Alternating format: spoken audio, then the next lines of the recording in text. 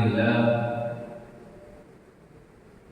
hamdan katsiran thayyiban mubarakan fih hamdan yuwafi ni'amahu wa yukafi'u mazidah wassalatu wassalamu ala rasulillah sayyidina wa maulana Muhammad wa ala alihi wa sahbihi wa man tabi'ah. Amma ba'du, seluruh jamaah, seluruh peserta kajian Tazkiyatun Nafsi yang dimuliakan Allah Subhanahu wa taala. Alhamdulillah di bulan yang baik ini, tanggal 5 Rabiul Awal 1444 Hijriah, Allah mudahkan kita kembali untuk duduk bersama di rumah Allah, di masjid yang tercinta ini, dalam rangka untuk mengkaji, mendalami dan menunaikan hajat dan kebutuhan ruh kita yang mana kita selama ini di dunia selalu memperbanyak dan selalu dominan memenuhi kebutuhan jasadiah kita. Apakah itu seperti makan, minum, istirahat dan lain-lainnya, kita sudah penuhi semuanya kebutuhan jasadiah. Adapun kebutuhan ruhiyah terkadang kita belum maksimal. Apakah itu sholat, ibadah yang lainnya, zikir, termasuk diantaranya adalah kebutuhan ruhiyah yang harus kita penuhi, yaitu kita memiliki kesempatan untuk mengisi dada kita dengan ilmu. Kita isi diri kita dengan akhlak yang baik, dengan akhlak yang mulia, sebagaimana yang sudah dicontohkan oleh Rasulullah Sallallahu Alaihi Wasallam. Dalam kesempatan yang berbahagia ini, insya Allah kita akan sama-sama membahas adab dalam kehidupan, sekaligus kita ingin mencontoh akhlaknya Rasulullah Sallallahu Alaihi Wasallam. Boleh jadi akhlak ini sudah pernah kita baca dan kita pelajari, tetapi manusia ini selalu lalai, lupa, selalu diingatkan terus. Makanya dalam Al-Quran Allah Subhanahu Wa Taala menyampaikan fadzakir fa inna dzikra tanfa'ul mu'minin.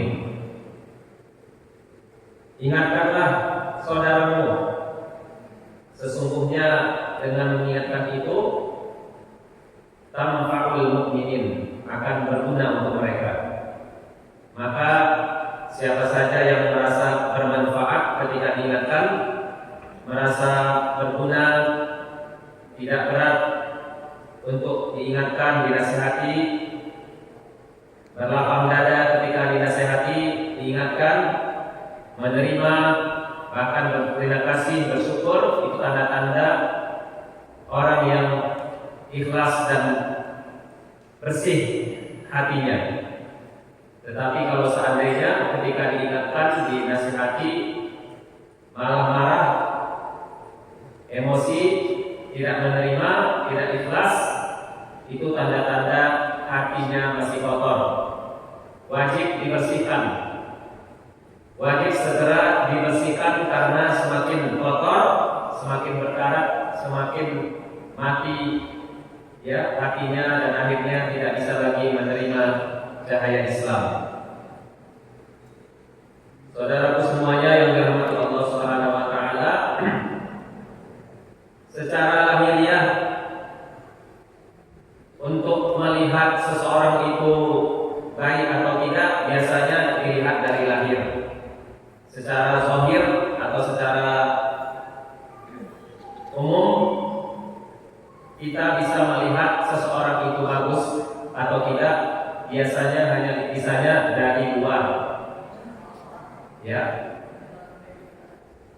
tingkah laku manusia itu pada umumnya itu merupakan pantulan dari dalam dirinya.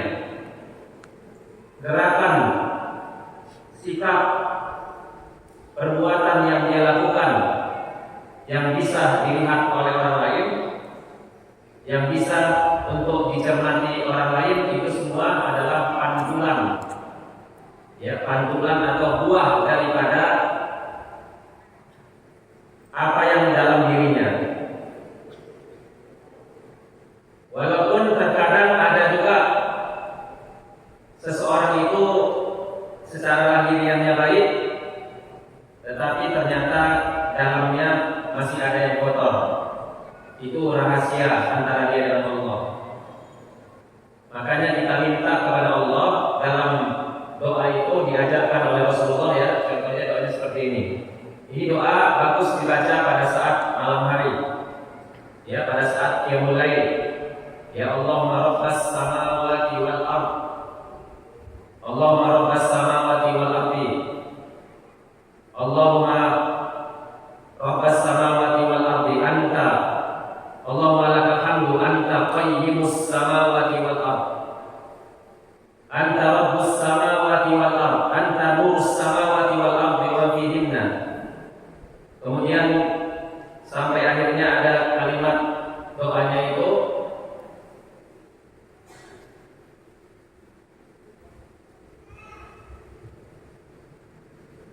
Faghfirli ma qaddamtu, ya, faghfirli ma qaddamtu wa ma akhartu.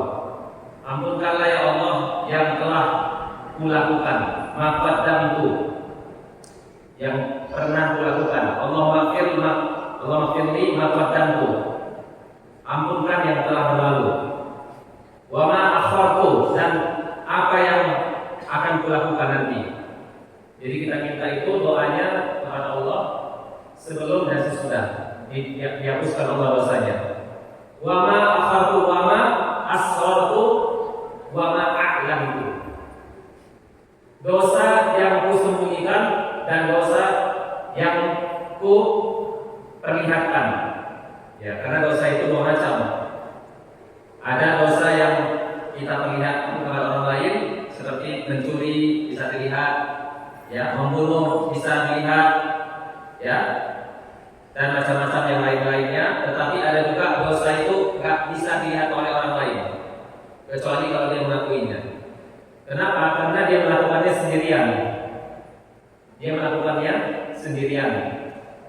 Dia melakukannya nggak ada yang tahu kecuali hanya Allah yang tahu. Itu namanya dosa sir. Dan dosa sir ini kadang-kadang ketahuannya setelah wafat, setelah meninggal.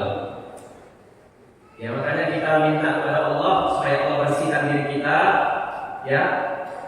Ya Allah, ampunkan dosaku yang sebelumnya dan yang pernah kulakukan, yang akan kulakukan. Ya. Allahumma firli, ya, ma qaddamtu wa ma akhartu wa ma asrartu wa a'lantu. Apa yang telah kulakukan sembunyi-sembunyi atau yang kulakukan terang-terangan. Wa ma anta a'lamu bihi minni. Bahkan kita minta lagi kepada Allah agar Allah hapuskan dosa kita yang mungkin menurut kita itu bukan dosa gitu, padahal dosa. Tahu nggak kita dalam kehidupan ini ternyata banyak juga kita melakukan dosa, dan dosa itu menurut kita bukan dosa, tapi menurut Allah itu dosa. Tahu nggak? Contohnya kita ini bersandar dengan kawan. Rupanya kawan ini dalam hatinya dia tersinggung. Siapa yang tahu dia tersinggung? Dia sembunyi, dia nggak tahu, dia nggak bilang aku marah. Tersinggung dalam hatinya. Terus kita kan nggak bisa minta maaf karena dia nggak bilang dia tersinggung, dia diam aja. Jadi disebut namanya wa ma anta a'lamu bihi minni. Ya, dosa-dosa yang hanya Allah yang tahu bahwa itu dosa. Karena kita kadang-kadang mengucapkan sesuatu dalam berkomunikasi dengan siapapun, baik ketika di dalam langsung bertemu atau dalam media sosial. Tadi paling parah. Di media sosial itu banyak kata-kata kita itu bisa menyinggung orang lain. Mau tulisan dia atau bukan tulisan itu bisa mengundang kemarahan, kekecewaan orang lain. Padahal orang lain ini diam-diam aja, tapi kita merasa oh nggak apa-apa itu, nggak apa-apa, biasa-biasa aja itu, saya merasa nyaman dan saya anggap itu bercanda, padahal rupanya dia udah sakit hati, dia sudah tersinggung. Nah ini bagaimana cara menghapuskan dosanya? Maka minta kepada Allah, wa ma anta a'lamu bihi minni. Ya Allah, hapuskan dosaku yang aku tidak tahu. Seperti itu. Nah ini contoh bahwasanya memang kita harus selalu membersihkan diri kita dimanapun kita berada, termasuk posisi kita hari ini sedang berada di majelis ilmu, karena majelis ilmu itu juga bahagian daripada wasilah untuk mendapatkan ridho dari Allah dan juga mendapatkan keampunan rahmat dari Allah Subhanahu wa taala. Sebagaimana yang kita yakini, setiap ada pertemuan yang baik di dalam rumah Allah seperti ini, Allah akan maafkan, Allah akan lindungi, Allah akan hadirkan para malaikat untuk menghadiri majlis ini. Malaikat itu membentangkan sayap-sayapnya yang luas, sayapnya yang besar itu, walaupun kita nggak lihat, tetapi itu sudah dilihat oleh Rasulullah. Karena malaikat itu nggak bisa dilihat di dunia. Sama pada saat Allah Subhanahu wa taala memperlihatkan zatnya di dunia. Ketika Nabi Musa diminta oleh kaumnya, falamma tajalla, tatkala Allah Subhanahu wa taala memperlihatkan zatnya, fa kharra Musa sa'iqa. Nabi Musa terstruktur, jatuh, enggak bisa melihat Allah Subhanahu wa taala. Kenapa rupanya? Karena al-basar, karena penglihatan yang Allah ciptakan untuk manusia saat ini belum bisa melihat malaikat, apalagi melihat Allah.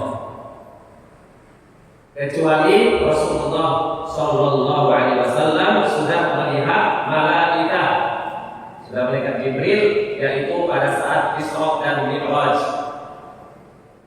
Malaikat Jibril itu kalau masuk ke bumi dengan rupa aslinya tertutup semua jagat raya ini, tertutup semuanya, gelap dunia ini. Kalau seandainya malaikat Jibril datang ke bumi, makanya kehadiran malaikat Jibril ke bumi itu dirubah Allah bentuknya dengan manusia atau dengan rupa yang lainnya. Kenapa? Karena bumi itu kecil dibandingkan dengan makhluk Allah yang lainnya. Baru saja saya bilang, malaikat Jibril nggak bisa masuk ke bumi dengan fisik aslinya, dengan zat aslinya, apalagi makhluk Allah yang lainnya. Apakah itu makhluk Allah yang bernama Al-Arsy atau makhluk yang bernama Al-Kursi? Apakah makhluk Allah yang bernama Sidratul Muntaha? Apakah makhluk Allah yang bernama langit pertama, langit kedua, langit ketiga, langit keempat, langit keenam, langit ketujuh? Apakah makhluk Allah yang lain yang bernama matahari? Dan seluruh malaikat yang jumlahnya sangat banyak. Jadi kalau seandainya kita sudah beriman seperti ini, maka kita merasa kecil di hadapan Allah Subhanahu wa taala. Karena bumi saja nggak bisa menerima malaikat. Kita nggak bicara tentang yang lainnya. Malaikat satu aja, malaikat Jibril satu aja, itu nggak bisa masuk ke sini, nggak bisa. Kenapa? Besar, zatnya besar banget, tertutupi bumi ini semua, gelap. Bumi ini kalau seandainya malaikat itu turun, makanya semuanya turunnya dalam posisi yang cocok, penyesuaian namanya, penyesuaian sesuai dengan alamnya di sini, begitu. Maka malaikat itu semua tadi sudah disampaikan, walaupun bisa hadir ke sini, tapi kan alamnya beda. Itu semuanya adalah rahasia Allah dan kita tidak mungkin untuk memikirkannya. Itu bukan memikirkan urusan kita. Kok bisa malaikat masuk ribuan jutaan di dunia ini, padahal ya malaikat lebih besar daripada bumi. Ya, itu urusan Allah. Bisa masuk, bisa hadir. Lailatul Qadar turun semua. Inna anzalnahu fi lailatul qadar wa ma adraka ma lailatul qadar. Lailatul qadri khairun min alfi syahrin tanazzalul malaikatu. Ya, tanazzalul malaikatu wa ruhu fiha. Turun semua malaikat di malam yang mulia itu. Tapi kepada orang beriman, insya Allah bisa merasakannya. Kita nggak melihat malaikat, memang nggak melihat, tetapi kita bisa merasakan malaikat ada di sini. Kenapa? Karena orang beriman itu firasatul mu'mini hakun. Karena firasatnya orang beriman itu adalah benar. Ya, makanya Umar bin Khattab tahu dia pada saat beliau menjadi khalifah, ya, tahu Umar bin Khattab itu kondisi yang ada itu kondisi para tentara yang diutus, ya, untuk menyelamatkan kaum muslimin, ya, untuk membebaskan bumi ini, ya, dari kejahatan dan dari kekufuran. Pada saat itu Umar bin Khattab memiliki firasat. Apa itu arti firasat? Firasat itu artinya Allah Subhanahu wa taala memberikan ilham, ilmu yang melebihi daripada sekedar sangka zonnya seorang hamba. Tetapi firasat ini insyaallah ya merupakan karunia nikmat dari Allah karena seseorang itu sudah berbuat baik kepada Allah Subhanahu wa taala. Kesolihannya sudah sangat terjamin. Ilmunya apalagi hak Allah dan hak Rasul dipenuhinya, muncullah firasat. Kalau dalam bahasa lain namanya karomah.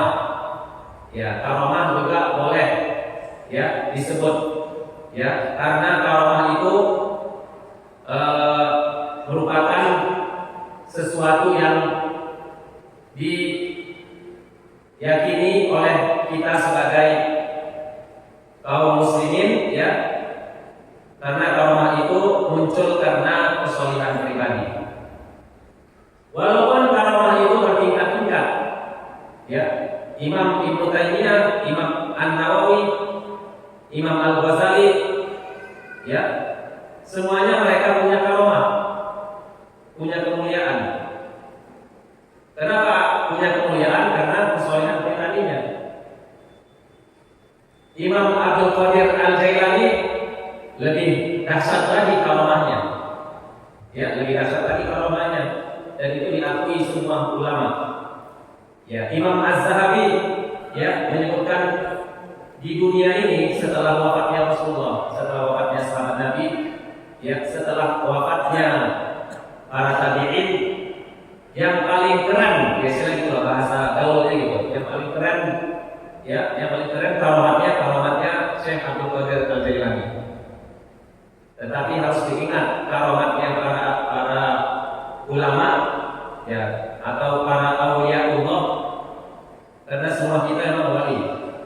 Setiap orang beriman wali sebenarnya, tapi karena sudah menjadi familiar wali itu identik dengan karomah, ya tidak apa-apa kita bilanglah wali itu adalah yang memiliki karomah, walaupun semua orang beriman itu, ya, disebut wali, ya. Tapi insyaallah ini hanya istilah saja. Jadi ketika kita melihat ada karomah itu muncul, insyaallah itu adalah bahagian daripada tanda-tanda kesolihan seseorang. Al-imanu yazidu wa yanqus. Iman itu bertambah dan berkurang. Ada seseorang berdoa, ya, berdoa saja dikabulkan Allah doanya hari itu, mau dia ulama, mau dia orang biasa, mau dia orang awam, berdoa itu karomah juga. Jadi karomah itu adalah sesuatu yang mulia yang Allah berikan kepada seorang yang unik, yang tidak semua orang bisa melakukannya. Nah, seperti itu. Apakah semua orang bisa berdoa hari itu kabul? Enggak kan? Nah, berarti itu karomah namanya. Jadi karomah itu bertingkat-tingkat. Karomah itu sesuai dengan kadar imannya. Semakin tinggi imannya, semakin tinggi kesolihannya, semakin tinggi ilmunya, ya, insya Allah karomahnya pun semakin lebih dahsyat lagi. Ya, dan karomahnya Imam Syekh Abdul Qadir Al-Jailani menurut para ulama ya adalah yang sangat dahsyat, ya, yang sangat dahsyat, ya seperti itu. Kemudian saya sampaikan di sini, ketika kita berbicara tentang akhlak Nabi, ya, maka kita juga harus tahu seperti apa komentarnya, ya, komentarnya sahabat Nabi, ya, komentarnya istrinya bernama Aisyah, yang sudah masyhur, ya, kita ketahui bahwasanya Aisyah mendampingi Rasulullah bertahun-tahun dan ditanya. Jadi kalau kenapa Aisyah itu termasuk rawi hadis, ya, rawi hadis, ya, kenapa paling banyak orang meriwayatkan hadis, ya? Karena Aisyah ini, ya, di samping kecerdasannya, Aisyah ini, ya, banyak sekali mendampingi Rasulullah dalam kehidupannya sampai akhir hayat Rasulullah itu didampingi. Makanya lima besar ulama dari zaman sahabat, empat orang laki-laki, satunya perempuan. Ya, 5 besar, bukan 10 besar. 5 besar sahabat Nabi yang digolongkan menjadi ulamanya para sahabat Nabi. Ya, ulamanya para sahabat Nabi itu 5 diantaranya, satunya perempuan, namanya Aisyah radhiyallahu anha. Istri Nabi juga disebut sahabat. Sahabat itu bukan hanya orang yang dekat sama dia. Sahabat dalam kategori ilmu hadis, man laqiyan nabiyya sallallahu alaihi wasallam mu'minan bihi wa mata al-Islam. Definisinya Ibnu Hajar Al-Asqalani. Ya, man laqiyan nabiyya sallallahu alaihi wasallam, siapa saja yang pernah bertemu dengan Rasulullah sallallahu alaihi wasallam, satu syaratnya. Man laqiyan nabiyya sallallahu alaihi wasallam, syarat menjadi sahabat Nabi bertemu. Apa arti bertemu? Bertemu itu adalah bertatap wajah. Kalau dia buta, bertemu nggak? Bertemu. Pokoknya ada pertemuan yang offline, bukan online. Seandainya di zaman Nabi Muhammad ada online, itu bukan sahabat Nabi. Seandainya ada seorang yang bisa online bersama Rasulullah waktu itu, ya, dari Indonesia, itu bukan sahabat Nabi, walaupun masanya sama. Sebutlah namanya, sebutlah ya namanya, Uwais Al-Qarni, ya, Uwais Al-Qarni. Sebutlah namanya Uwais Al-Qarni. Tidak bertemu dengan Rasulullah, ya, tetapi bertemu dengan, ya, dengan sahabat Nabi. Ya, maka siapa saja yang bertemu dengan Nabi Muhammad itu disebut namanya sahabat. Tunggu dulu. Ya, man laqiyan nabiyya sallallahu alaihi wasallam. Satu dulu syaratnya. Syarat yang kedua, man laqiyan nabiyya sallallahu alaihi wasallam mu'minan bihi. Harus beriman kepada Rasulullah. Harus beriman. Kalau dia bertemu tapi kafir seperti Abu Lahab, Abu Jahal, ini itu bukan sahabat Nabi. Ya, mu'minan bihi wa mata 'alal Islam, dan dia meninggalnya, wafatnya dalam keadaan Islam. 3 syarat menjadi seorang sahabat Nabi. Bertemu, pernah beriman, meninggalnya kafir, bukan sahabat Nabi. Ya, jadi minimal 3 itu harus menjadi, ya, syarat menjadi sahabat Nabi. Termasuk istrinya. Istrinya apa lagi? Jadi bukan sahabat itu Abu Bakar, Umar sahabat, Aisyah bukan sahabat, istri aja. Oh enggak, itu juga sahabat disebut. Ya, sahabat itu mulia. Sahabat itu adalah orang yang benar-benar, ya, menjadi pendukung, ya, kebenaran di zaman Rasulullah sallallahu alaihi wasallam. Pada saat Aisyah ditanya, tadi sudah kita bilang bahwa Aisyah ini tempat bertanya para sahabat Nabi, bukan perempuan yang nanya. bukan perempuan aja, bahkan sahabat Nabi yang laki-laki juga sering bertanya kepada Aisyah karena Aisyah lebih mendalami satu kasus, ya, satu pertanyaan yang mana sahabat Nabi yang lainnya nggak tahu. Karena Aisyah lebih banyak mendampingi Rasulullah Shallallahu Alaihi Wasallam. Termasuk hadis yang ini yang kita sama-sama baca ini, ketika ditanya tentang akhlaknya Rasulullah, ya, terus Aisyah berkata kepada yang bertanya, kamu baca Quran enggak? Engkau baca Quran enggak? Ditanya sahabat Nabi, banyak bertanya. Bagaimana sih sebenarnya akhlaknya Rasulullah?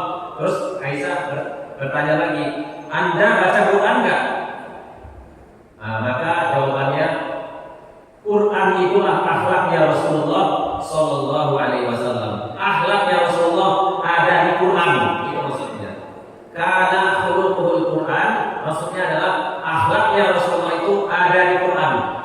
Semua sifat kebaikan yang ada dalam Al-Quran itu ada di diri Rasulullah Sallallahu Alaihi Wasallam. Semoga paham ya, itu maksudnya. Karena khuluquhul Quran, yaqdahu bi ghadabihi wa yaqda bi ridahu. Beliau marah karena Al-Quran marah, ya, beliau ridha karena Quran ridha. Jadi apa maksudnya? Karena khuluquhul Quran. Quran itu menjadi akhlak Rasulullah itu ada dalam Al-Quran. Apa saja yang baik dalam Al-Quran ada dalam diri Rasulullah. Apa yang tidak baik dalam Al-Quran tidak ada dalam diri Rasulullah. Itu maksudnya.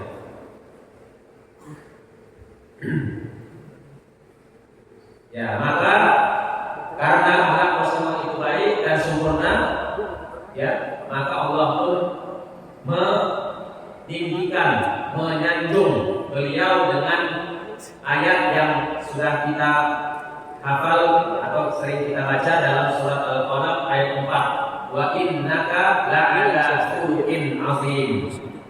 Ya, sesungguhnya engkau, ya, maksudnya Rasulullah la'ala khuluqin azim, ya, benar-benar pada akhlak, ya, berbudi pekerti yang agung, yang mulia. Maksudnya tidak ada lagi yang paling mulia akhlaknya kecuali Rasulullah Sallallahu Alaihi Wasallam. Oleh sebab itu makanya Rasulullah pun pernah menyampaikan bu'itsu, ya, lima maka lima akhlak. Aku diutus oleh Allah Subhanahu Wa Taala di permukaan bumi ini untuk tujuannya, ya, maka lima akhlak, untuk menyempurnakan akhlak kita, ya, seperti itu. Bismillah, ayo sama-sama kita, ya, dengan waktu yang singkat ini mempelajari sifat Rasulullah yang mulia. Karena ini adalah bulannya kelahiran Rasulullah SAW. Kita niatkan hari ini, ya, demi untuk mencintai Rasulullah Sallallahu Alaihi Wasallam, ya, kita ulang kembali, kita baca kembali sebagaimana yang sudah disampaikan oleh Allah, wa innaka la'ala khuluqin azim. Yuk kita pelajari lagi, ya, ringkasan akhlak Nabi. Mudah-mudahan dengan mempelajari ini semakin bertambah cinta kita kepada Rasulullah SAW dan semakin semangat pula kita untuk memperbaiki akhlak kita. Yang pertama,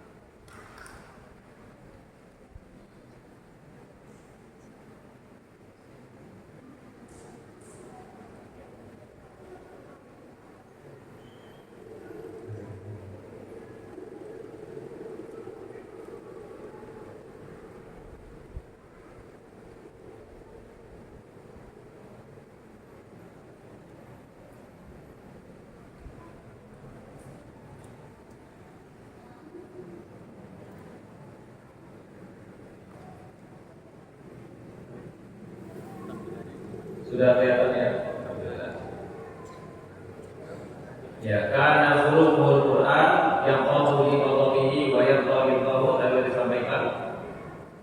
Nah, ini ayatnya surat Al-Qalam. Ya, akhlak atau sifat-sifat Rasulullah yang wajib kita ketahui. Bismillah.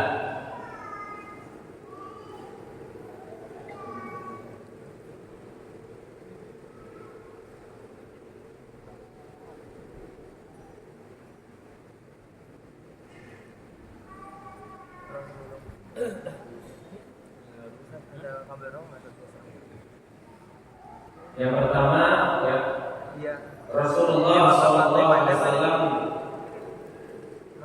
Karena Rasulullah sallallahu alaihi wasallam ahlaman nas, manusia yang paling santun.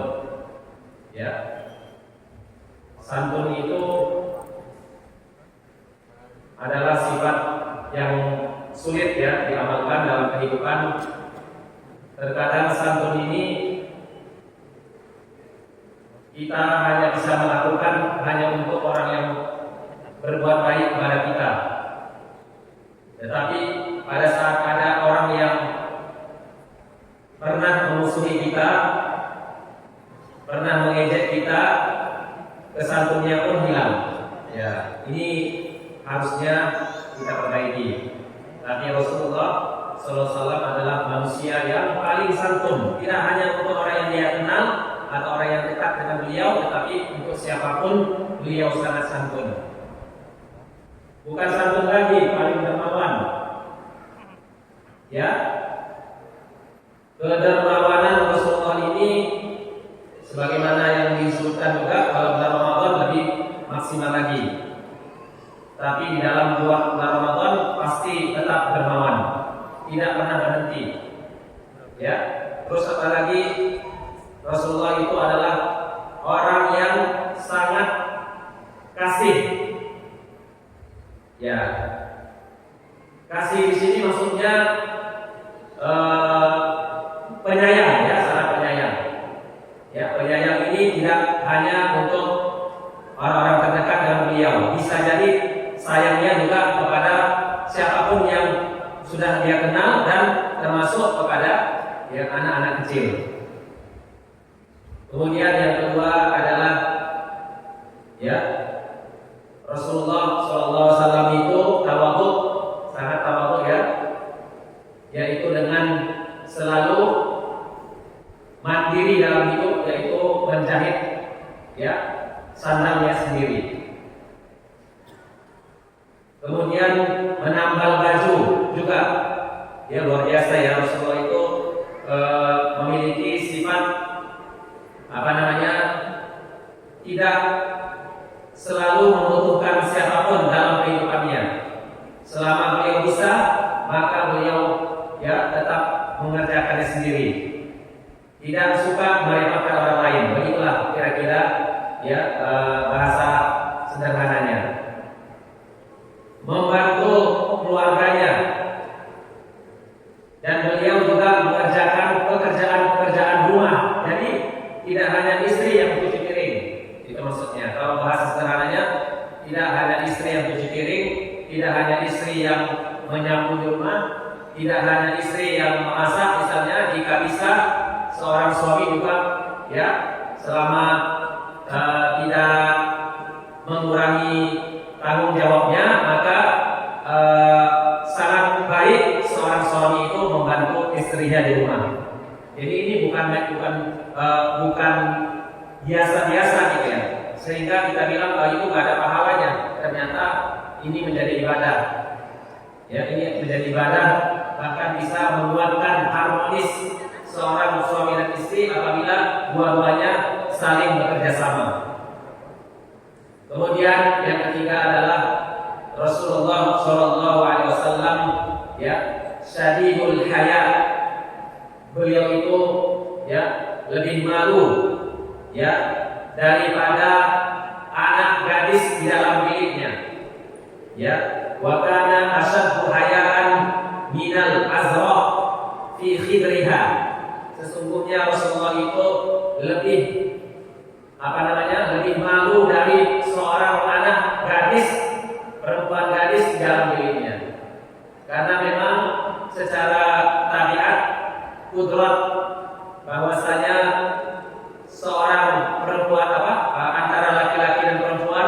dibedakan Allah Subhanahu wa taala sifat-sifatnya.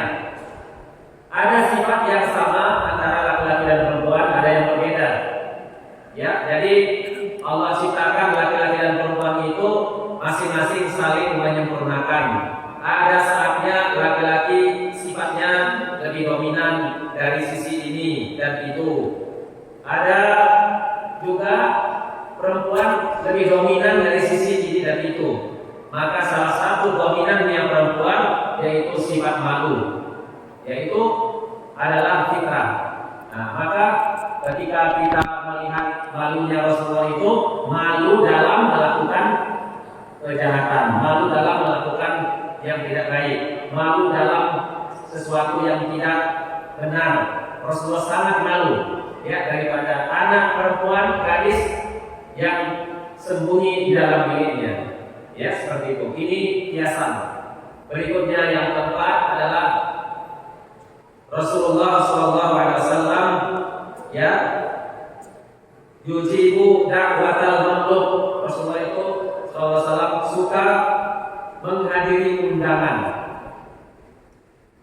walaupun yang mengundang itu seorang budak sekalipun, ya, walaupun undangan itu datang dari orang miskin, walaupun undangan itu datang dari orang yang tidak terhormat, ya, jadi jangan hanya undangan itu untuk orang-orang yang kaya, untuk orang-orang yang terhormat, tokoh masyarakat mengundang wajib hadir katanya.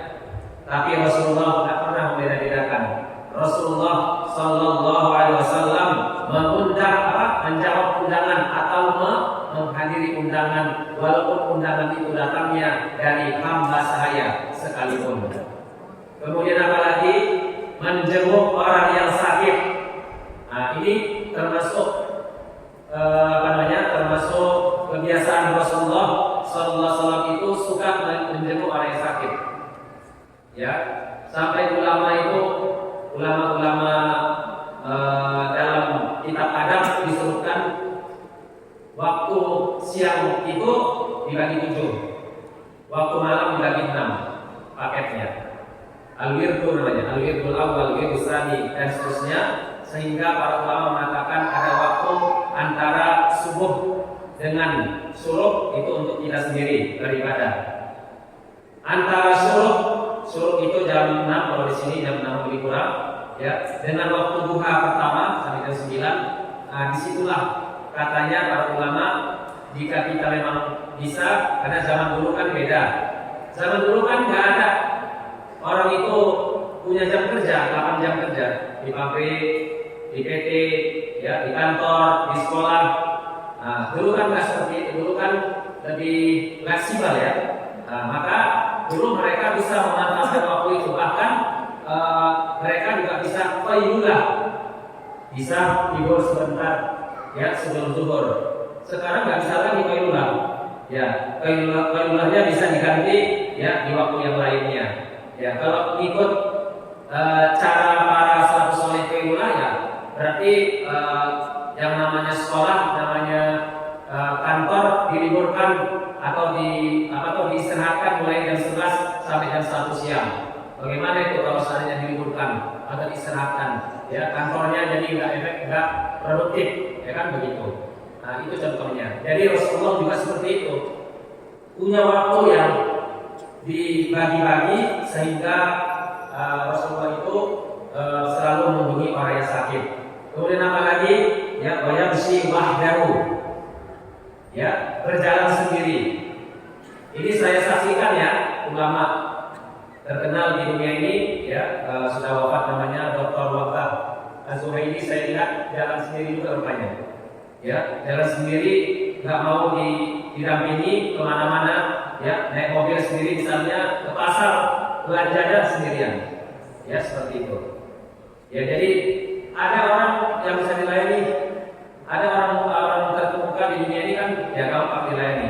Ya, ada supir, ya, kemudian ada orang yang bisa mengangkat barangnya, ya kan, seperti itu. Tapi ya Rasulullah sendiri pun rupanya seperti itu, ya, berjalan sendiri. Kemudian apa lagi? Wayadhifu falfahu, ya, selalu berkendaraan dan membonceng seseorang, nggak mau sendirian juga rupanya kalau jalan-jalan. Karena namanya hidup itu selalu berjamaah. Ya, kalau kita misalnya mau sendirian memang hemat.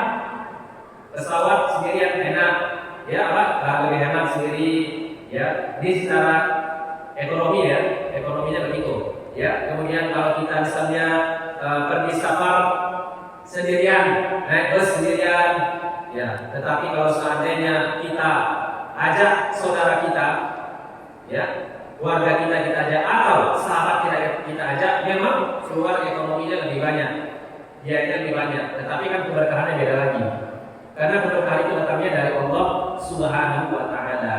Terus Rasulullah ya menerima hadiah. Ya, ini bedanya hadiah dengan sedekah.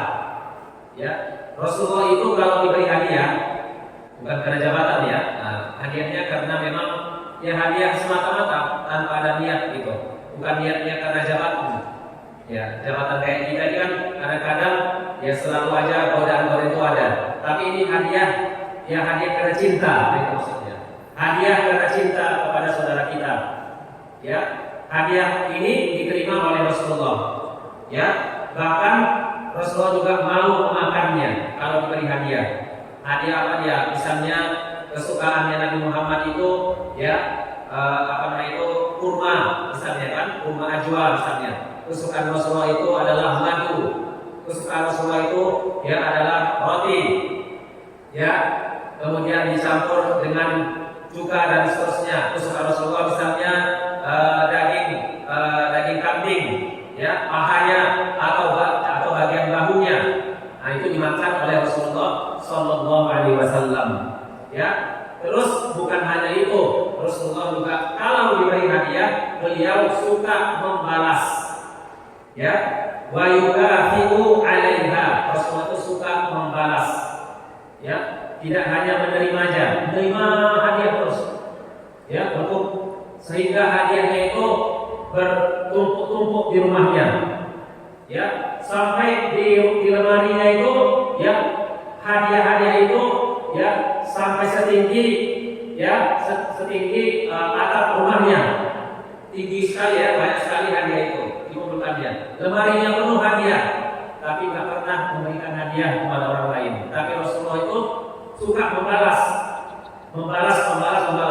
Jadi keringanan, ringan dan juga dermawan ya. Dalam hal ini Rasulullah tidak hanya sekedar menerima hadiah.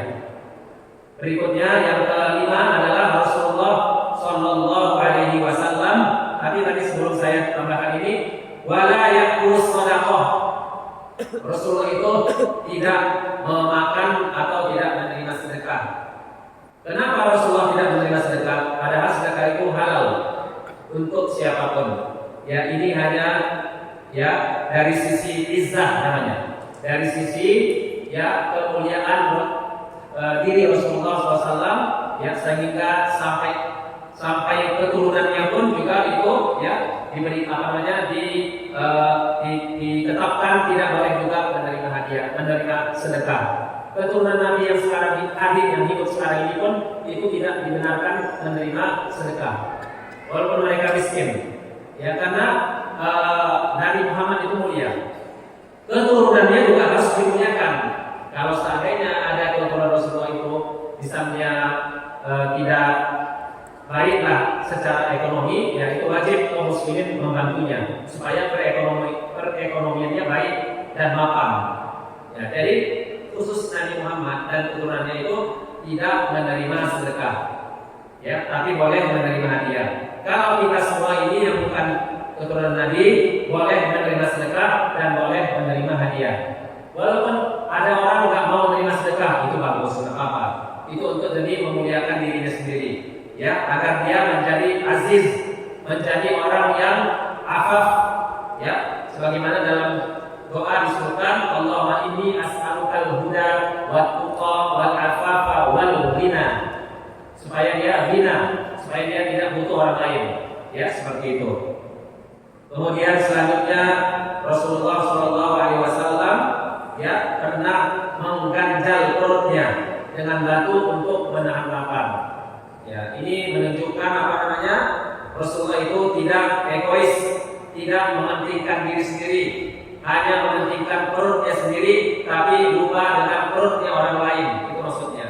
Apakah perut tetangganya, perut sahabatnya, ya sehingga ketika kita dimanapun, ya maka kalau kita mau memperbaiki diri, ya maka apa namanya sifat ya al-isar, sifat mengutamakan orang lain itu, ya secara alami, ya baik bagus kita lakukan, tidak hanya mementingkan diri sendiri. Kemudian apalagi Rasulullah SAW makan apa yang ada di dapur dimakan Rasulullah. Gak minta-minta beli dulu ke warung, ya kan? Minta dulu ke warung. Biasanya kalau bapak minta itu sama istrinya. Ya, kalau misalnya istrinya pada hari itu cuma bisa masak nasi dengan kerupuk, tambah lagi dengan telur dadar, ya itulah yang kita makan. Ya, kalau mau lebih dari itu, ya disiapkan jauh hari. Nah, jadi Rasulullah begitu. Supaya apa? Supaya tidak terganggu aktivitas yang lain.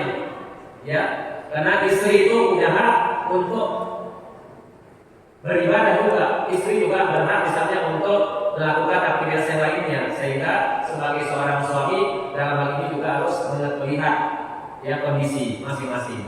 Ya, maka Rasulullah itu makan apa yang ada, tidak mencela suatu makanan sekalipun.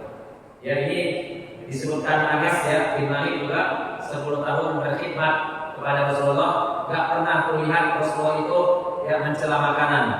Ya, pokoknya Rasulullah itu makan. Ya, walaupun mungkin Rasulullah kurang suka. Memang kita kan begitu, kadang-kadang kan kita dalam hidup ini beda-beda selera ya.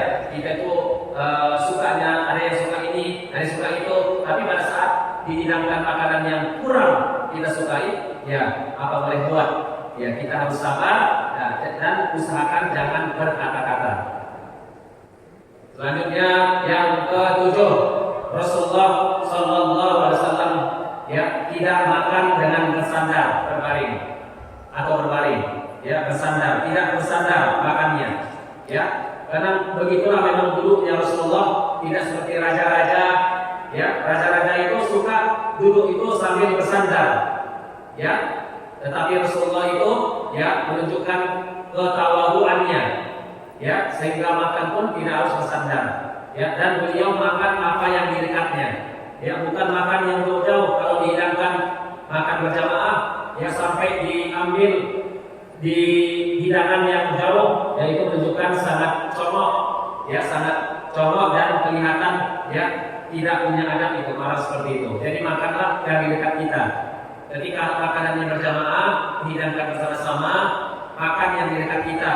Kecuali kalau kita ingin mau itu ya izin dulu kepada yang lainnya. Ya jangan ambil punya orang lain. Berikutnya makanan yang paling Rasulullah sukai adalah daging. Tadi saya sampaikan. Ya, kenapa makan daging itu dianjurkan dalam sejarahnya Rasulullah atau disukai Rasulullah? Ya, padahal mungkin ada juga divonis seseorang itu nggak boleh makan daging. Ya, sebenarnya kita harus mencermati juga dalam hal ini. Ya, maksudnya jangan terlalu cepat sekali menyimpulkan daging nggak ada manfaatnya. Padahal daging itu kan zat besi, ya zat besi yang mana apabila dia mengalir ya ke sel darah, ya dia semakin tidak sempit sehingga kita tidak capek. Makanya orang makan daging berbeda dengan makan yang tanpa daging. Ya, maka yang makan daging biasanya tidak cepat lelah karena dia zat besi bisa mengalir ke sel darahnya. Ya, seperti itu. Kemudian selanjutnya Rasulullah juga suka makan kambing. Ya, suka makan kambing, dan kambing yang dia sukai adalah bagian lengan. Sebagian riwayat mengatakan bagian pahanya. Ya, saya jawab ini ya, kenapa Rasulullah suka makan daging yang bagian lengan? Jawabannya ada dalam komentarnya Imam Nawawi. Qadiyah berkata, Rasulullah Shallallahu Alaihi Wasallam gemar mengambil daging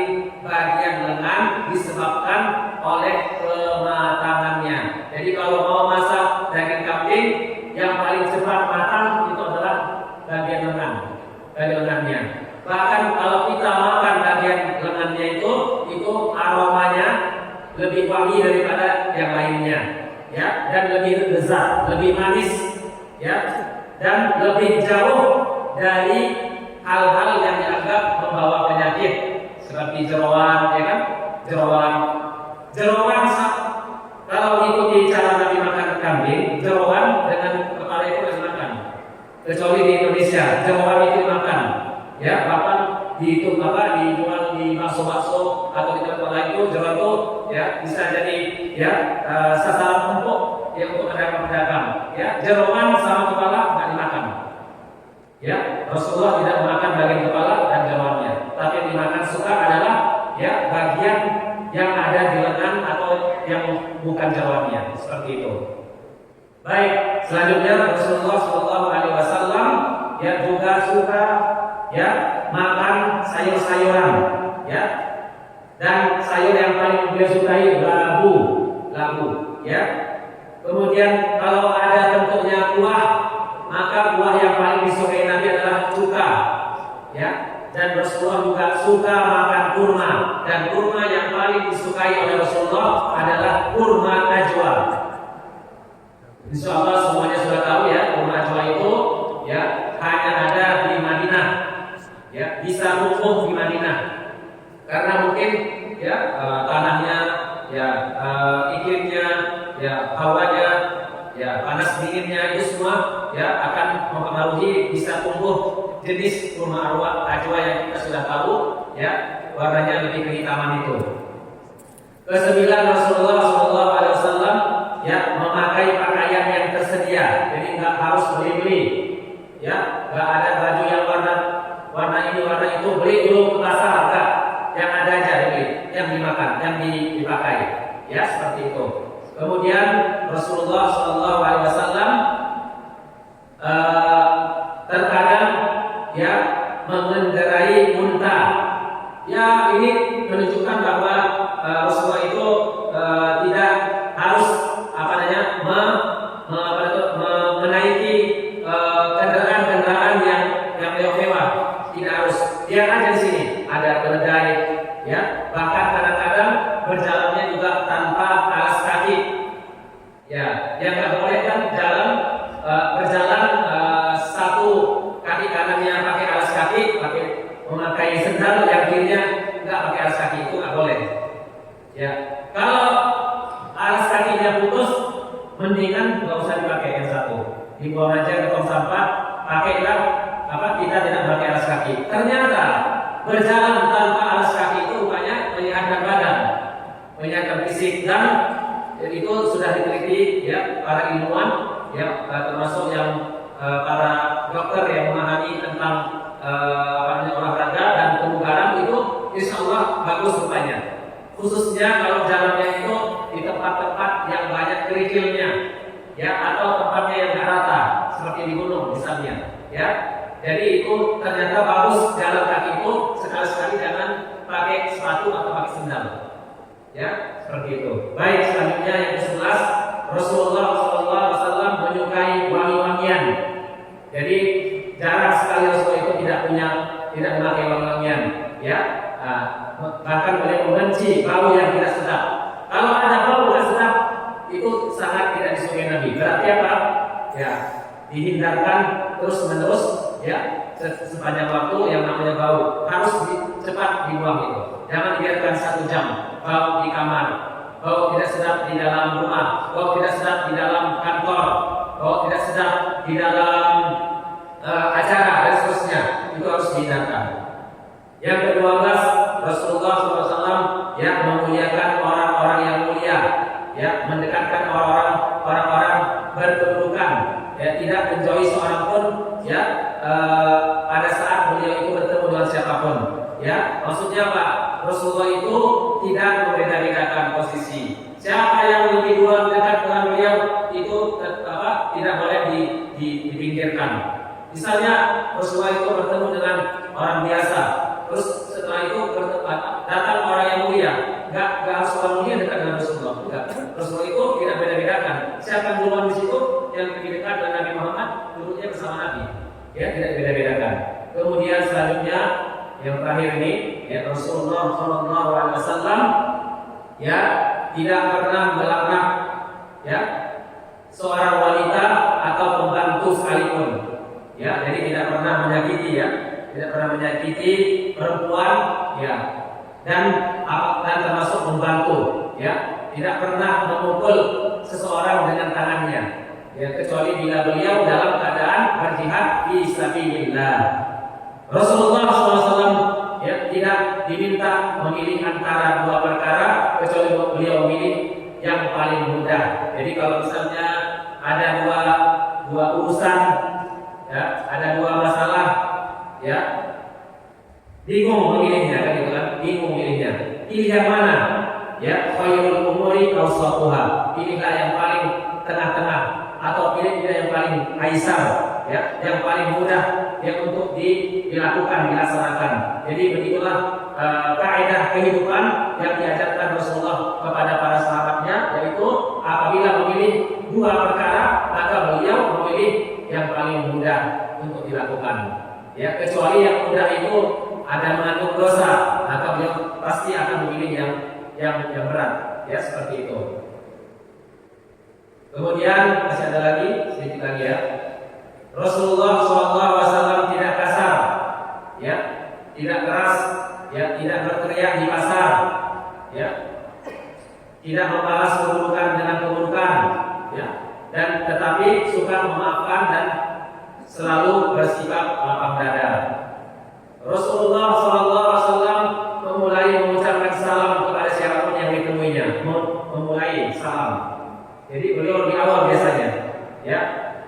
Bila beliau pergi untuk sebuah keperluan, maka beliau sabar bersamanya sehingga orang tersebut yang meninggalkan tempat terlebih dahulu. Jadi kalau ada kita misalnya bersama teman-teman pergi ke satu tempat, sabar, sama-sama pergi, sama-sama pulang, itu maksudnya. Ya, jangan karena kebutuhan kita udah terlaksana, sudah hajat yang sudah terpenuhi, kita bilang izin ya saya belum pulang. Ya, itu kurang adab ya. Ya, harusnya tunggu sama-sama. Ya, dan saat berjalan tangan, beliau tidak melepaskannya terlebih dahulu sebelum orang tersebut melepaskannya. Jadi, ya Rasulullah itu lebih lama gitu, ya, sampai dilepaskan oleh orang lain. Kemudian selanjutnya Rasulullah SAW duduk di majlis di tempat yang beliau dapatkan, ya, bercampur sama siapapun nggak apa-apa. Jadi harus Rasulullah itu diposisikan paling depan terus enggak. Pokoknya pada posisi beliau itu duduknya alami dan biasa, bukan karena khutbah ya, bukan karena khutbah, bukan karena mengisi. Rasulullah itu kalau duduknya duduk yang tidak formal, ya maka Rasulullah itu ya duduk di situ aja. Karena yang lain kemudian dulu akan begitu. Ya, itu maksudnya. Kemudian yang ke-18, ya Rasulullah SAW diam dalam waktu yang lama. Maksudnya apa? Bila berbicara maka beliau tidak berbicara dengan cepat. Ya, sebaliknya beliau berbicara dengan pelan dan mengulanginya agar dipahami. Yaitu metode ya Rasulullah SAW berkomunikasi yang tidak buru-buru. Ya, selesaikan dulu kawannya, lawan berbicara baru dipotong. Ya, jangan dipotong maksudnya, jangan dipotong, tapi tunggu dulu dia berbicara. Ya, Rasulullah SAW memaafkan sekalipun mampu membalas. Nah, ini hebat. Ya, kalau ada orang ya tersakiti hatinya, ya bukan membalas tapi memaafkan. Ini hebat ya. Kalau bisa, ya ini mulia. Rasulullah memaafkan sekalipun mampu membalas. Ya, tidak menghadap seseorang dengan sesuatu yang tidak disukainya. Kemudian yang ke-20, ini ada sedikit lagi. Rasulullah SAW adalah manusia yang paling jujur kata-katanya, paling memenuhi janji, paling lembut sifatnya, paling baik bergaulnya. Kemudian Rasulullah SAW adalah orang yang paling berani. Ya, sebagian sahabat berkata, bila perang berkecamuk dengan sengit maka kami berlindung dengan Rasulullah SAW. Rasulullah SAW tidak tinggi sekali maksudnya. Tidak tinggi sekali dan tidak juga pendek sekali, tetapi sedang-sedang saja. Ya, sedang-sedang untuk ukuran di zaman itu. Ya, Rasulullah SAW berkulit bersih, putih, ya, tidak coklat. Kemudian Rasulullah SAW rambut bagus, tidak lurus dan tidak keriting, ya. Dan rambut beliau sampai ke daun telinga, ya. Ini boleh ya dipanjangkan, tapi jangan berlebihan, ya. Karena Rasulullah itu dalam hidupnya cuma dua macam. Yang pertama dipotong semua, ya gundul semuanya maksudnya, atau dipanjangkan, ya. Tapi karena zaman sudah berubah, kita pun ya walaupun nggak salah ya, nggak berdosa juga. Kita itu pangkas potong rambut, tapi pangkas rambutnya hanya merapikan aja. Rasulullah cuma dua macam. Ya, dua macam, yaitu memanjangkan atau dipotong semuanya. Kapan dipotong? Pada saat umroh. Ya, pada saat ya selesai umroh, ya seperti itu. Kemudian selanjutnya Rasulullah SAW memiliki kening yang luas, alis beliau melengkung, kedua mata beliau indah, berbulu mata lentik, berhidung mancung, pipi beliau empuk, jenggot beliau lebat, lehernya seperti leher boneka. Maksudnya lehernya itu seperti boneka, maksudnya sangat kelihatan ya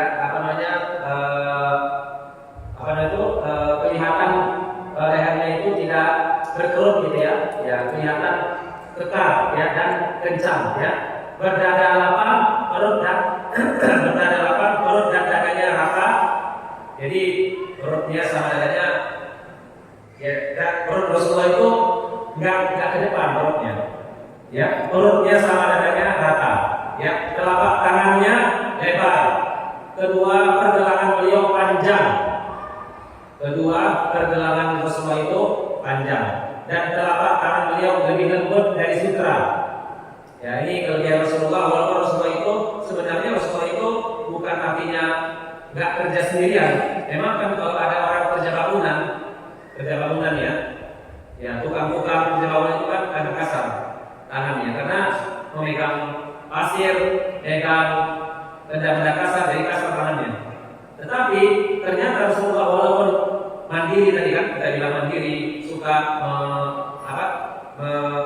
menjahit baju sendiri, sendal sendiri, tapi tetap aja karena memang beliau itu ya secara struktur ya fisiknya yang paling mulia, maka Allah pun ya tetap ya memberikan kelebihan terhadap fisik beliau secara utuh. Termasuk juga tangan beliau lebih lembut dari sutra. Ya berarti lebih lembut dari perempuan kan gitu. Bukan artinya Rasulullah itu lemah fisiknya, bukan lemah. Bahkan tidak ada yang lebih kuat dari Rasulullah kan begitu. Ini menunjukkan ya kemuliaan yang tidak diantaranya yang nggak bisa disamakan dengan orang biasa. Nah, saya lagi habis. Alhamdulillah. Ya, seperti itu yang bisa disampaikan. Ini sebenarnya ringkasan saja. Ya, masih banyak lagi ya yang berhubungan dengan syama'il. Ya, yang berhubungan dengan kehidupan Rasulullah SAW ya yang ya wajib diketahui oleh seorang ya muslim dimanapun dia berada ya, yang seperti ini tidak boleh ya terlewatkan. Ya, masa kita tahu ya karakter atau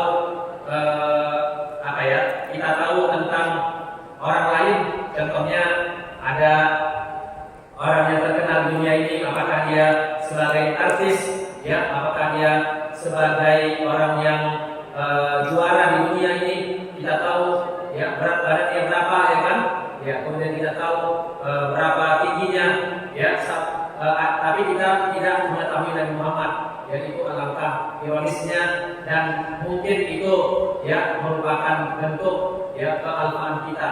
Ya, jadi makanya sebelum kita wafat ya minimal satu kali ya kita bisa membaca sirah Nabi Muhammad Sallallahu Alaihi Wasallam dari awalnya sampai akhirnya, sampai wafatnya Nabi Muhammad, dari awal hidupnya, dari lahirnya ya sampai wafatnya Rasulullah Sallallahu Alaihi Wasallam itu kita pelajari, dan sebaik-baik mempelajari tentunya bersama guru. Ya, walaupun memang sudah beredar buku-buku tentang sirah nabawiyah, tetapi ya pastilah lebih berkah, ya pastilah lebih benar memahaminya, ya belajar dengan guru dibandingkan belajar sendiri. Ya demikian, semoga Allah SWT ya menjadikan kita orang-orang yang selalu mengikuti jejak ya Rasulullah SAW menjadi ibrah ya untuk kita semua, ya menjadi motivasi untuk kita semua ya pada saat kita mempelajari ya kehidupan Rasulullah SAW, ya mengembalikan kita kepada fitrah manusia itu sendiri, ya karena dalam kehidupan, dalam perjalanan hidup ini ya bisa jadi kita itu keluar dari fitrah, ya keluar dari fitrah. Maka kalau kita keluar dari fitrah, ya kembalilah ke jalan yang benar dengan cara apa? Ya dengan cara selalu diingatkan lewat ini. Diingatkan ya dengan hadis, ya diingatkan dengan membaca Quran, diingatkan ya dengan membaca sejarah Nabi Muhammad ya dan para sahabatnya. Mudah-mudahan itu bisa menjadi terapi untuk kita semuanya. Aku lupa lihada. Wassalamualaikum warahmatullahi wabarakatuh.